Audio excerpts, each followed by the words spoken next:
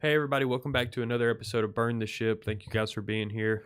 As always, new friend, new connection of mine. I'm excited about introducing you guys to. Had a good couple of conversations with you now, actually.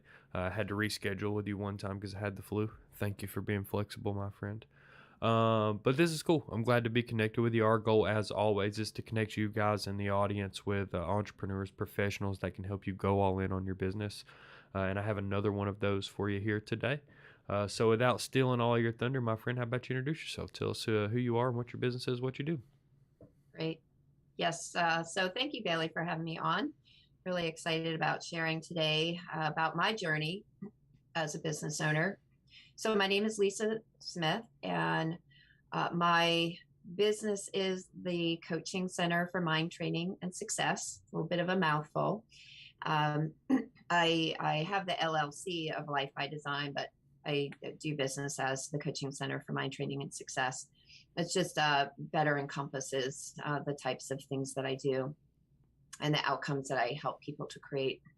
And so basically, it's it's a combination of um, personal and professional development and coaching and neurocognitive techniques to help with changing unproductive behavior habits into more productive ones and helping people to really optimize more of their true potential.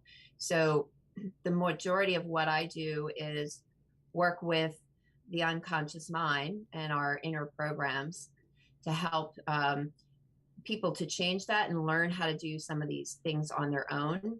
So I'm doing it with them, but I'm also training them how to do it.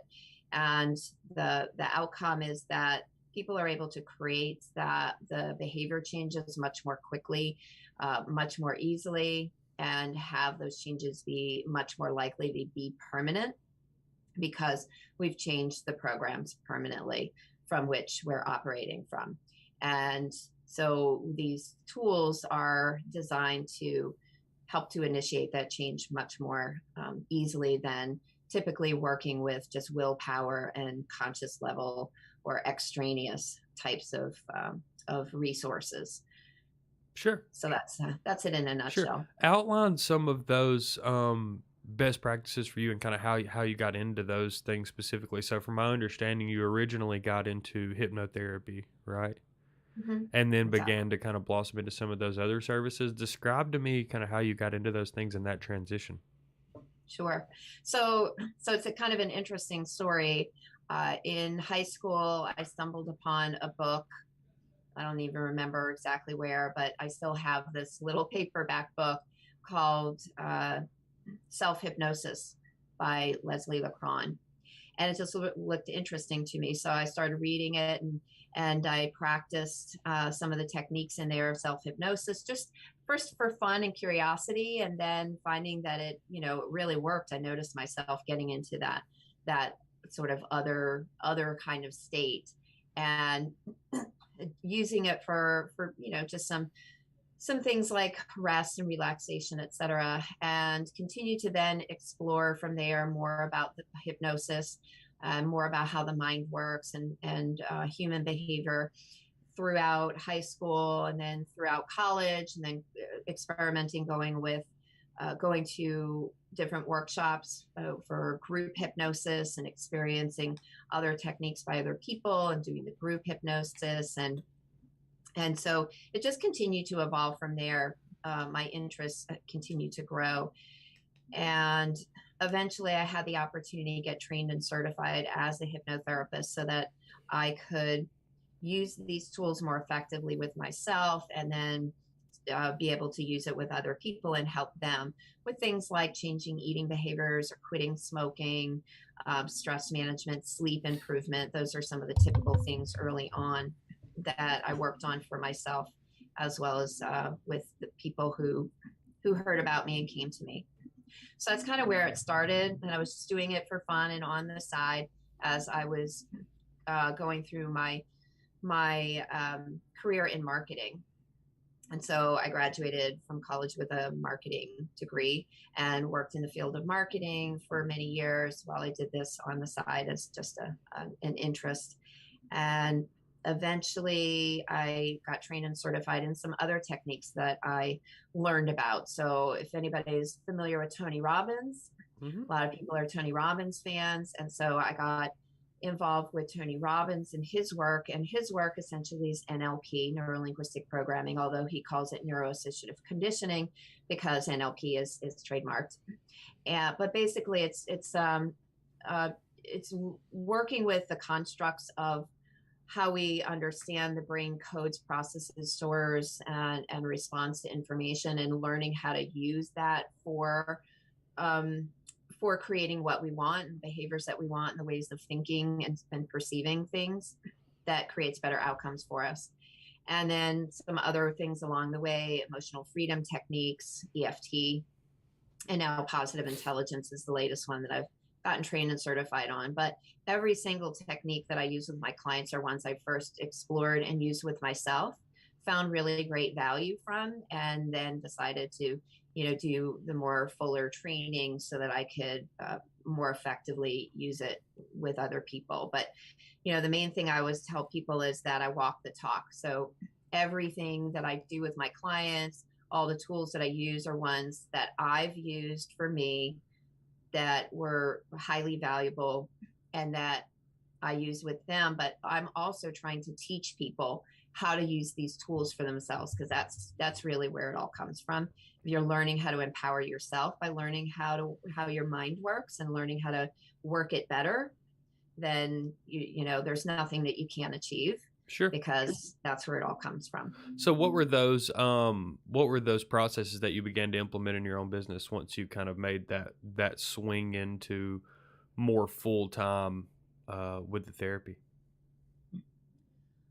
So let me just double check on your question. So you're asking, how did I utilize some of these tools for myself as a business owner? No, I just mean once you kind of got the business on the side with the hypnotherapy, my question was kind of, so you started to add neurofeedback therapy, some other. Well, it's not neurofeedback. That's a little bit different. Hmm. That's using devices to Hmm. change So is neurolinguistic everything that you programming. still do is still revolved around neurolinguistic programming, or did you add some other services?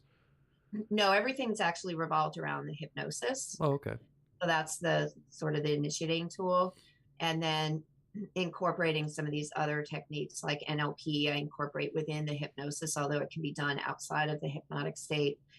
And then EFT is like an add-on.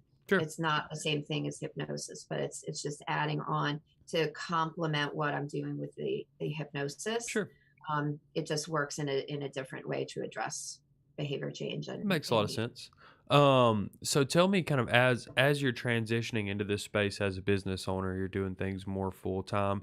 How did that kind of brand and background in marketing influence the ability to grow your business?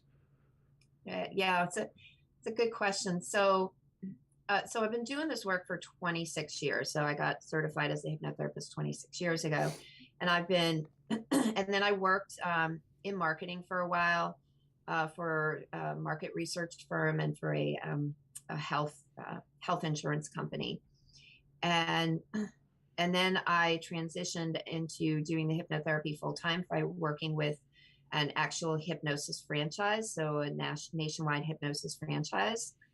And so I was doing the hypnosis work full time for them for about 8 years. So a good thing that helped me when I went on my own a little over 15 years ago was that not only did I have the marketing degree and understanding a little bit more about how marketing works, even though it evolved a lot from what I trained in college. We didn't even have the internet when I was in college, so aging myself a little bit. But still, the basic principles of marketing were there. So understanding that was helpful. But also by working for the hypnosis franchise and seeing their business model and how they did sales and how they advertise and all of that was really helpful for me when I went out on my own, because I incorporated a lot of those principles that had already been proven, in a whole franchise system, and that had been around for years. I was able to keep what was going to still work for me as a small, solopreneur business owner, and apply those principles, those ideas, those strategies to my own business. So between the marketing degree and between being in a successful business and seeing how they operated, was really helpful for me when I decided to go out on my own. Sure. That makes a lot of sense. I wanted to kind of switch gears a little bit and talk about kind of the why you do what you do and kind of what that end feeling is that you get from doing business with you. Can you describe in your own words what the phrase mental resilience means and how you work to develop that with people? Kind of how that's one of those core beliefs that you have? Sure. So, mental resilience or mental fitness, pretty much all the work that I do is that, but it's really become more strongly a focus of mine since I discovered the positive intelligence work, and that is about teaching people how to better respond to life's challenges, setbacks, disappointments, failures, and conflicts in a more effective way. So we teach about how we often sabotage our ways of responding to those types of situations, and we end up doing ourselves more harm than good. Or we might have success, but we don't have happiness, or we don't really feel successful, even though we have all the outward seeming demonstrations of success. And we see this all the time with people in the public eye supposedly have it all. They have fame, they have money, etc., but their lives are a train wreck. It's because internally they don't have mental fitness and resilience, and they've got some old negative programs running where they don't feel good about themselves.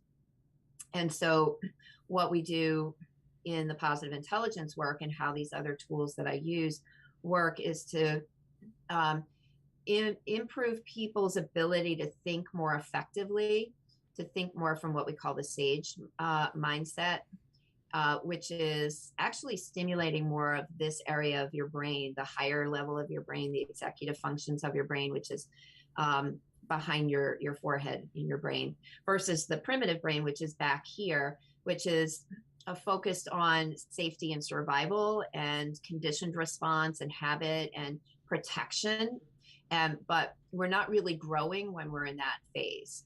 So resilience, mental resilience teaches us how to respond better to those types of setbacks or what we initially label as something that's bad, and how to make something good out of it and how to respond in a way that produces something beneficial for us or others instead of taking us down. When we don't have resilience, we have a challenge bouncing back from setbacks. And so resilience is really about the speed and the ease and the effectiveness by which we bounce back when we get hit, like kind of with something that Sure. initially we look at as something bad or wrong or scary. Sure. And describe to me the relationship between your mental fitness and kind of the efficacy of what you're doing in your business. Like describe to me how, working all those years to build up this mental fitness and resilience, how does that help you when it comes to overcoming the obstacles of being a business owner? Sure. So I'll give you like one example, and that's the earliest on one, where the franchise that I was working for, they closed the majority of their offices across the country, and the ones that I was working at here where I live in Virginia Beach. And so I suddenly found myself like being laid off with like we had like 2 weeks notice that the centers were closing. And so it was a really challenging time for me because I'd never been without a job. I'd never been laid off. It was a little bit sort of embarrassing for me. And I didn't know exactly what I was going to do. Was I, going to be able to transition my part-time home office practice that I was doing while I was working full-time for the Hypnosis Center uh, into something that would support me as a single person? Uh, or was I going to have to try to find a job back in my former field of marketing, which I'd been out of for 8 years and had moved totally different states. So it was kind of a crossroads, and it was a really scary time. But thanks to the utilization of these tools, I was able to move through that, because there were some days where right after that first happened, and I wasn't sure, what I was going to do or if I was going to make it. There were some days where I didn't want to get out of bed, right? I just kind of want to curl up under the covers. But I utilize hypnosis, right? Making my own hypnosis audios, or listening to pre-recorded hypnosis audios from the center, because we had lots of really great pre-recorded audios about success and confidence and sales, etc. So utilizing that, and then the EFT, the emotional freedom technique, which is a tapping technique. So stimulating acupressure points in the upper area of the body and the hands, which helps to calm the amygdala, the fight or flight fear center of the brain, and those negative thought processes, and helps us to activate the prefrontal cortex and our ability for logic, reason, problem solving, creativity, and the positive emotional state. So I was heavily relying upon the hypnosis and the EFT during that beginning phase where everything was so scary and uncertain, so that I was getting up out of bed and doing productive things every day. And if I had a sort of a disappointing day, I would use the tools to kind of, tune myself back up again. And then anytime I had a success, I used the tools to help to strengthen that feeling of success and embed that within my mind more, so that I was focusing more and feeling more of the successes and the positive things versus the negative.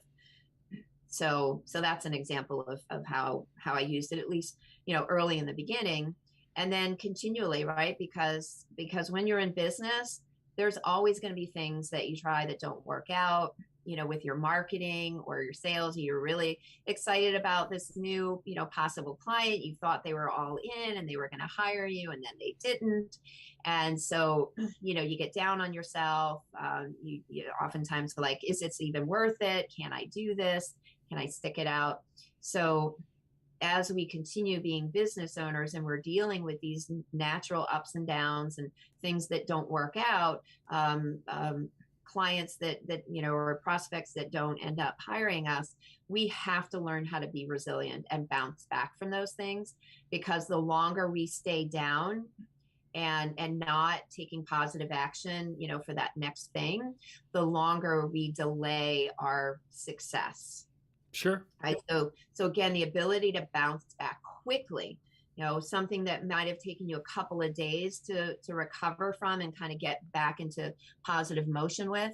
Now you find it only takes you a day, or then eventually, as you're learning to use the tools more effectively, then it only takes you a couple of hours. And then you find it only takes you a couple of minutes to bounce back from that. So being able to see that progression of your ability to be more resilient, to get taken down to the mat less easily, to bounce back up much more quickly, is absolutely crucial if you want to be in business for yourself. Sure. That makes a ton of sense, actually. Well, I appreciate kind of the fuel that you've given us today, and the tidbits of kind of how you operate and stay in that mindset of what it takes to run a successful business.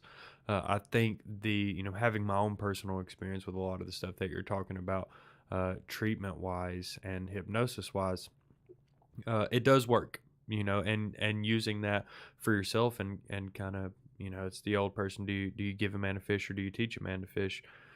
Giving all of those resources to people seems to be something that is important to you as well, as you Yeah, continue to absolutely. And I love accomplish. that phrase Right. that you Yeah, use, I do because I too. use that a lot. As you continue to achieve your goals in business, do you have any plans of, getting up on stage or reaching people in a broader stroke to bring some of these resources to people? Sure. Yeah. So I've been doing public speaking for many years. Thankfully, hypnosis helped me to get over the fear of public speaking, because I used to be deathly afraid of it. And so I like to be out, in public, and presenting talks and workshops, sometimes my own that I put on, and others where I go and give a talk for an organization. Unfortunately, with COVID, right, that kind of like a lot of things had to go online, and some of the things that I did didn't translate as well in the virtual space as when I'm in the environment, walking around with people and being able to make sure that everybody's staying engaged. But my goal again is to educate people about how powerful they are if they only knew how to tap into that. It's kind of sad that most people know more about how to operate their cell phones and other technology than they do their own minds, right? And there's a manual for those kinds of things that we can go to learn all the features and how to operate. But unfortunately, most people are not given that manual for our own minds. And so my goal again is to teach people how their minds work, how to work more effectively with it. And the more that I can be out and sharing that among groups, the more impact that I can make and the more people I can help to empower. So I'm always looking for those opportunities to get in front of a bunch of people and share that. And again, like you said, teach them Sure. how to fish and not just, do a quick fix of, or have them reliant upon me. It's about teaching them how to become um, independent of me. Hmm. So, how do people get in touch with you if they have one of those opportunities for you, if they want to do some business with you? Sure. So my email address is lisa at themindtrainingcenter.com. And there's no spaces or anything with that. Uh, my my voice number is 757-828-7960. So you can call or text that number and be happy to, talk about what, whether it's an individual need or goal, or whether you have, some kind of group individual training. I do training for corporate organizations and nonprofits to help their team members, to help their leaders, again, become more resilient, as well as learn how to be able to change unproductive behaviors that are getting in the way of achieving whatever goals that they have. Sure. And just to kind of the way that we always end it here on Burn the Ship is just kind of getting an all encompassing idea of what it felt like for you to step into those shoes of being an entrepreneur and going all in on your business. Can you just sum up what that feels like for me and why other people that have these incredible business ideas should do it as well? Okay, sure.